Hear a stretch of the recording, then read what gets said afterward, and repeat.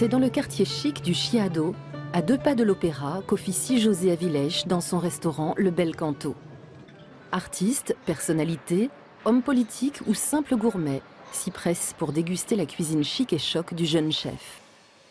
Tout juste 33 ans, José a déjà décroché 2 étoiles. Ses créations culinaires sont résolument dédiées à Lisbonne et à la côte atlantique.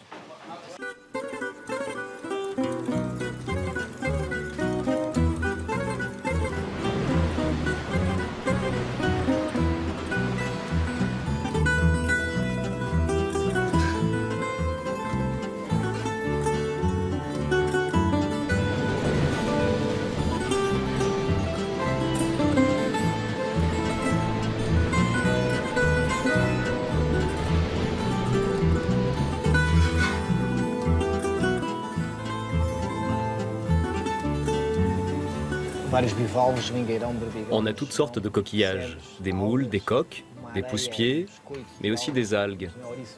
Du biscuit émietté pour le sable, de l'oursin, de la pomme verte et une mousse très légère qui évoque l'écume de la mer.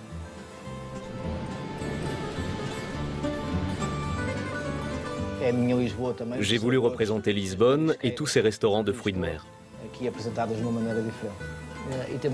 Et ici, c'est la sardine grillée avec un coulis de poivron et un sorbet de concombre qui évoque l'esprit et la joie des fêtes populaires. Les reflets argentés du dos de la sardine tranchent avec sa partie ventrale plus sombre. Lisbonne est à cette image, tout en contraste.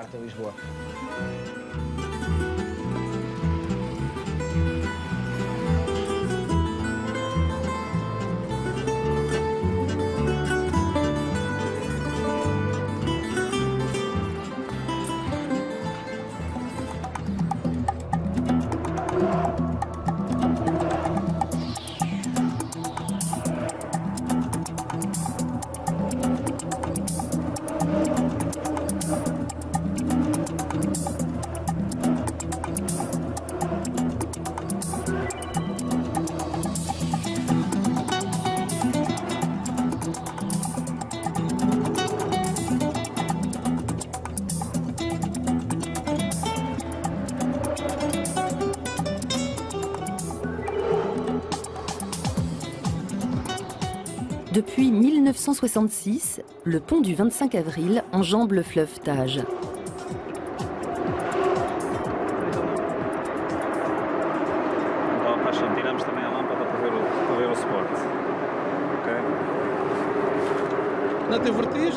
Il ne faut surtout pas avoir le vertige pour être vraiment à l'aise.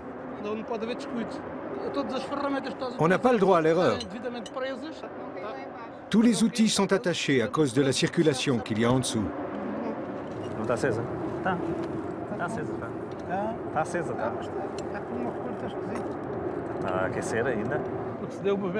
Jusqu'à la révolution du 25 avril, le pont s'appelait Salazar. Mais c'est un nom qui ne plaisait pas à la majorité des Portugais. Tout le monde était content quand il a été rebaptisé pont du 25 avril. Le nom de Salazar nous rappelait la répression permanente dans laquelle on vivait. Les mauvaises conditions de travail et les salaires de misère.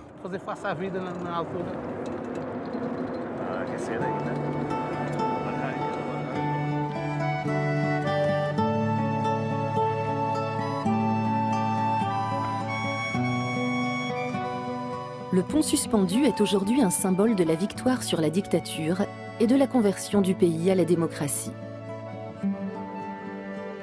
De construction plus récente, le pont Vasco de Gama franchit l'intérieur de l'estuaire sur plus de 12 km.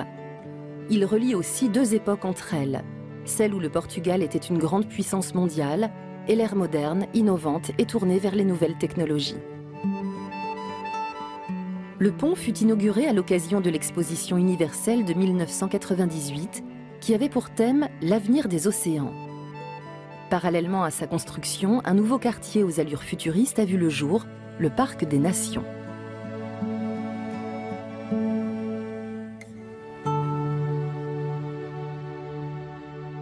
À quelques encablures des édifices modernes, bat le cœur de la vieille ville. Sophia! La Madragoa est belle! Dites-nous comment elle est, la Madragoa?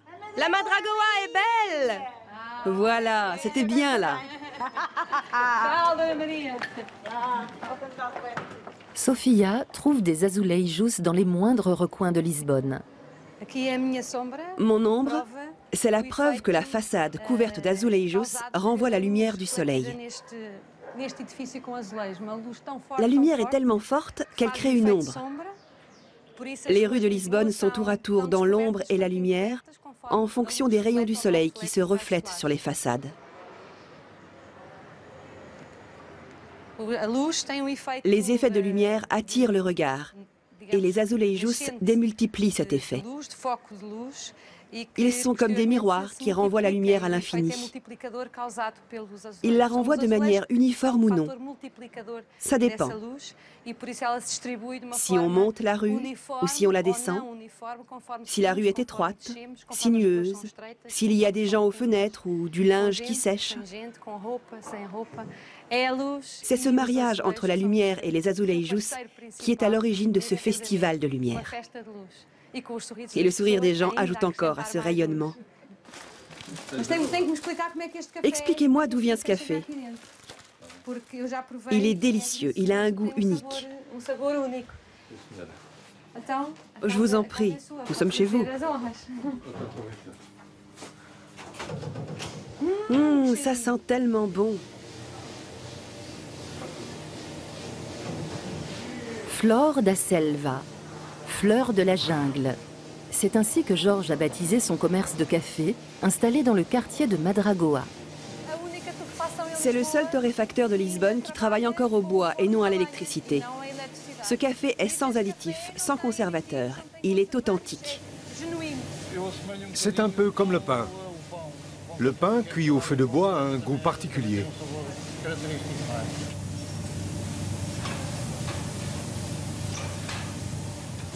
Le café vient du monde entier. Il a des origines diverses. On fait des mélanges.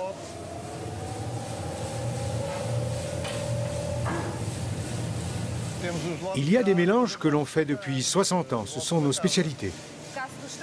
Comme celui que je bois. C'est un des plus vieux. C'est le plus travaillé. Et si je vous demande un café plus amer ou plus doux? On peut s'adapter. C'est du café sur mesure.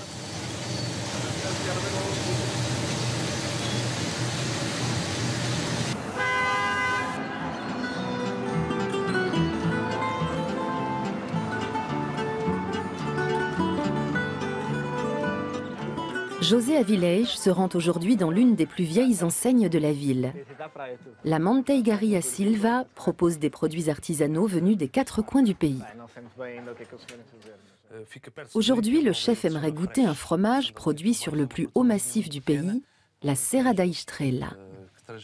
Du plus jeune au plus affiné, le tout accompagné d'un bon verre de Porto.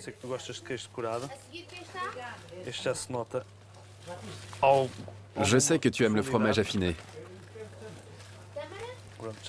Celui-ci est déjà riche en goût. Il a 6 mois. L'affinage n'est pas terminé, mais il est très prometteur. Quand le fromage arrive à une telle maturité, on a envie de le savourer en prenant son temps. Ce n'est pas juste un bout de fromage sur une tranche de pain. On le partage, on discute, on boit un verre de vin.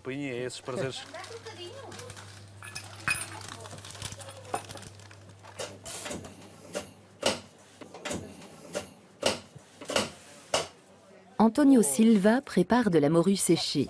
Appelée bacalhau par les Portugais, elle se décline d'innombrables façons. Ils viennent ici acheter de la morue. Les touristes achètent beaucoup de morue.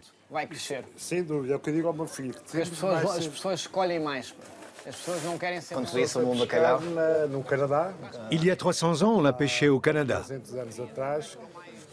C'était une vie très rude, à tel point qu'en faisant 3 saisons de pêche à la morue, on pouvait échapper à l'armée, à l'époque des guerres coloniales. Avec des bateaux de pêche venus de l'Atlantique, accostant tous les jours, les Lisboètes sont assurés de déguster un poisson toujours frais. Alors pourquoi le faire sécher? Ça fait partie de notre culture. C'était notre manière de conserver les aliments et tout le monde mangeait de la morue parce qu'elle était bon marché. La tradition est très ancrée et ce goût est imprégné dans nos mémoires.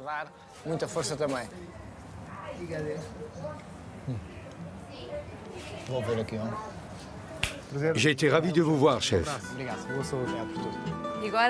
Je vais vous montrer un endroit unique à Lisbonne, mais je ne vous dis rien de plus. À vous de deviner.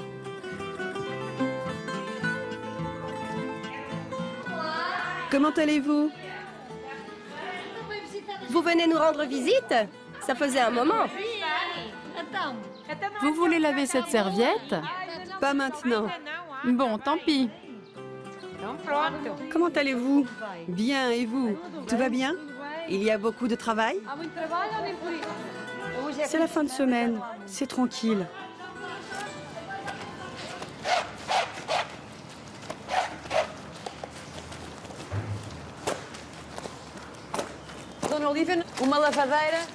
Olivia est lavandière et elles sont deux anciennes vendeuses de poissons à la criée de Lisbonne.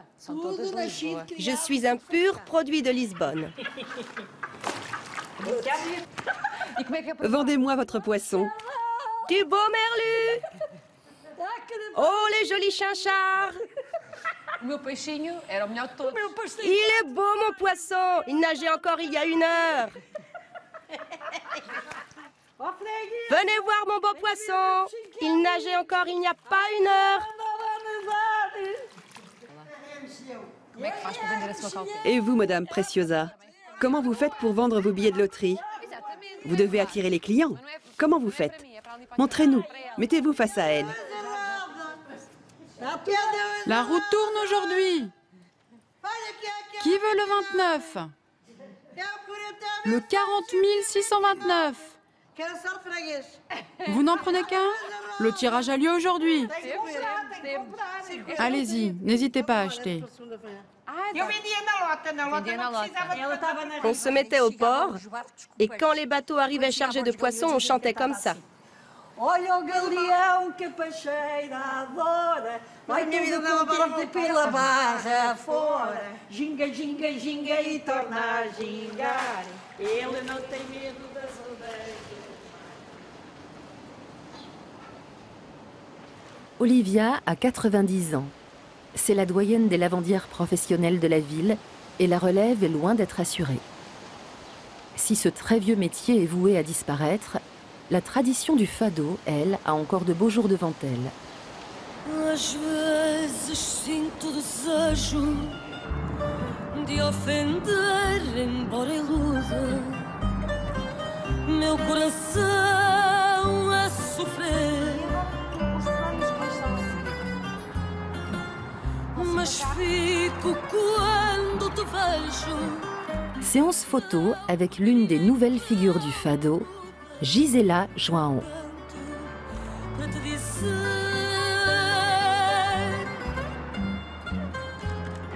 Elle est très naturelle, extravertie, un peu fofolle à ses heures, et très belle.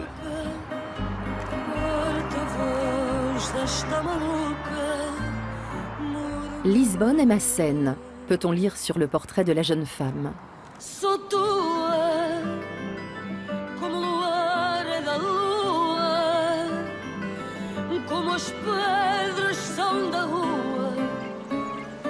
Sou tua, je t'appartiens. Dans cette ballade, Gisela chante son amour pour Lisbonne.